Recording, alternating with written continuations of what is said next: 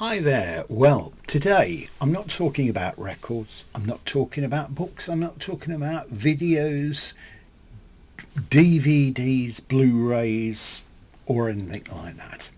Today I'm talking about male fashion. Now, the first time I became aware of a fashion fad, if you can call it, was when I was a youngster, when I was probably about 8 and 9. Before then, when it was the summer holidays, I used to be taken to a shoe shop and my mother would buy me a pair of sandals, of brown leather Clark's sandals. And it was always during the summer holidays. So I had these sandals, played out in them, and they got a good bit of wear, but they got knocked about a little bit, And I thought, yeah, somebody made a crack about, so you're a baby wearing sandals. Then I noticed pals of mine were wearing something that at that time was called basketball shoes. And there were plimsolls that covered up. I think they'd originated in America. And they had the laces, as you would anyway, and the laces came up. And they came up to about your ankles. And on the side of them, there was usually a rubber thing with the name or the brand. And I think the one that was predominant at that time was Jet. I think it was Jet. So anyway, I nagged my mum, and then she realised, she thought, well, yeah, buying them for the school holidays would be cheaper than buying a pair of leather sandals. So I had those, and I felt like really felt cool in them. I don't mean temperature-wise. So I wore them for ages, and then of course next year I'd have another pair. And so that was one thing. Another thing was jeans. My mother was a tailoress, basically. She could make all sorts of clothes. She could make clothes for me. She could make shorts and things like that. But I wanted some jeans. She didn't make the jeans for whatever. I mean, she had 2 sewing machines, but she didn't make them. So went out and I was bought a pair of jeans, and I thought these were great. These jeans turned up at the bottoms, so there was a bit of a turn up on them. It was a bit ridiculous, really. So then I got into wearing jeans as a youngster, and so that was another thing. I'll go on through the various things that I had, fads and fashions. Now, that come to mind. Now, 1966, people were wearing parkas. Do you remember those things? They were olive coloured, and they had a hood which sometimes had sort of like a fake fur trim round the head bit, and the mods wore them. You had to have one of those if you were a mod, but of course on the back they wrote things in white on. I wasn't allowed to do that. They used to put a CND sign on the back. Anyway, I wanted one of these. So my mother took me to a place that was in the Army and Navy stores in the centre of Birmingham called Wakefield's, I think it was. We tried all over to get this parka, but of course shops were selling out of them. Everybody had the same idea as me.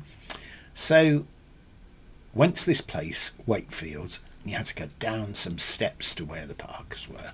And my mum said to me, now, my son would like a parka coat, but he doesn't want a second-hand one. He doesn't want any that have been issued to the army or anything.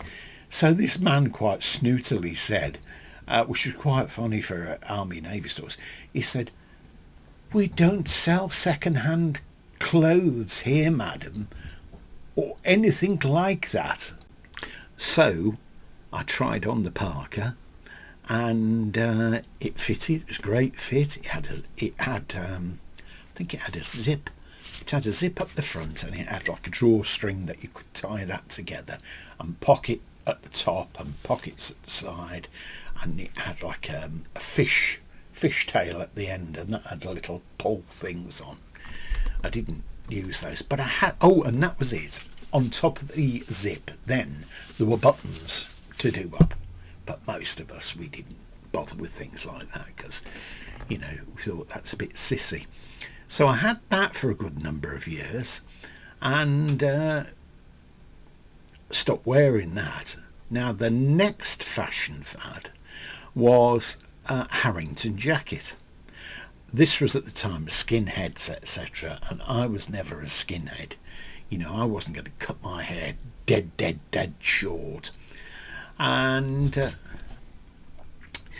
Harrington jacket, I don't know where it originated from, but they always had a tartan lining to them. And they were generally black, sometimes blue. I had seen one that's red. You certainly get red ones now. And they zipped up. As I say, skinheads wore them, but that was something that I had later. I was never ever a skinhead anyway, thankfully, and I hope I never am. So that was something that became popular. I had that for a while. I took it over to the States with me, and my sister-in-law, that was it. It got a little tear on the front. And for some reason or other, my mother decided to sew a big patch on it in the shape of a tomato, which was red.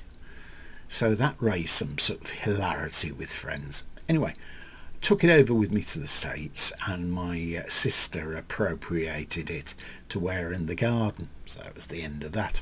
That was another fashion fad. Gone. When I came back, I went into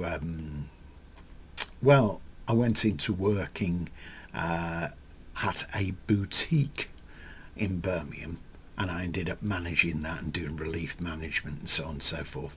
And we went through all sorts of fads. I'd already been through the stage of flares, and my mother got a pair of my jeans, and she put a triangle. I think there were 4 of them in, and it made it like loon pants, I suppose. That was another fashion that was very popular. I never got into that.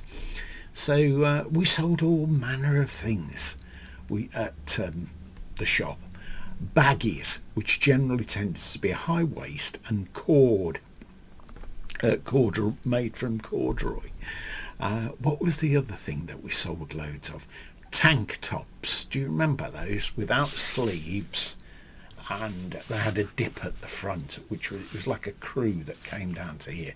They were very fashionable. And I went through various things, various shirts, t-shirts. Black t-shirts were also very popular at that time, but fashions came and went, and so on and so forth. So working in the shop, you had to wear what was of the time, really, to encourage other people in order to buy them. But you didn't really need to do that because they knew what they wanted when they came in. But anyway, lots of fashion fads, lots of things that I've been through from my years in childhood right the way up into my 20s. And then when you get in your mid-20s, you get less fashion conscious. You start working towards comfort, and that was probably the way that I went anyway. Anyhow, did you succumb to any fashion fads when you were younger? Another thing that's just come to me, pointy collars. We used to wear a shirt and you'd have it open at the neck, and if you had a jacket on or whichever, you put the collars over it, so the collars would be out like that. Looking back, I've seen photographs since, not of myself but other people, and they look ridiculous. And two-tone suits, they were very popular in 1972. And then we went on to the era of T-Rex and satin jackets. I did think at one time, shall I get myself a satin jacket? And I saw one in a shop, and at that time I think it was about 25 or 30 pounds, and I couldn't afford to buy that, so I never ended up with a satin jacket. Of course, I was a lot slimmer in those days. Okay, you tell me your fashion fads, and maybe some that I've never heard of, but it'd be interesting to hear. Thanks for watching. I hope you've enjoyed this. Bye for now.